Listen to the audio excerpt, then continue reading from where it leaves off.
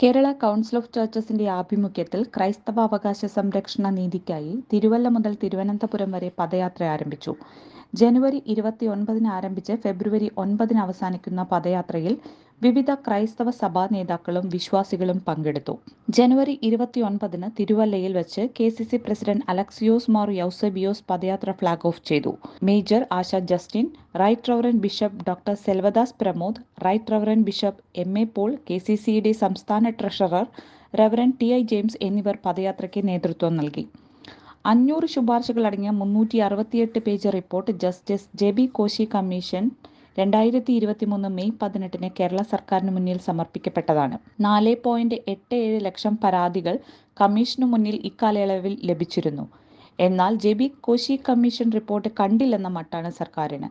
ക്രൈസ്തവ വിഭാഗങ്ങളിലെ പിന്നോക്കക്കാർക്കും പരിവർത്തിത ക്രൈസ്തവർക്കും PSC നിയമനങ്ങളിൽ കൂടുതൽ സംവരണം നൽകണമെന്നും സുവിശേഷ പ്രവർത്തകർക്കും സൺഡേ സ്കൂൾ അധ്യാപകർക്കും ക്ഷേമനിധി രൂപീകരിക്കണമെന്നും മലയോര മേഖലകളിലെ വന്യജീവി അക്രമം തടയാൻ കൂടുതൽ തുക അനുവദിക്കണമെന്നുമുള്ള JB കോശി കമ്മീഷൻ റിപ്പോർട്ട് നടപ്പിലാക്കുക, സ്കോളർഷിപ്പ് വിഷയത്തിൽ സംസ്ഥാന സർക്കാർ നൽകിയ അപ്പീൽ പിൻവലിക്കുക, ദലിത് ക്രൈസ്തവരുടെ പിൻവലിച്ച ആനുകൂല്യങ്ങൾ തിരികെ നൽകുക എന്നീ ആവശ്യങ്ങൾ ഉന്നയിച്ചാണ് KCC ഇപ്പോൾ പദയാത്ര നടത്തുന്നത്.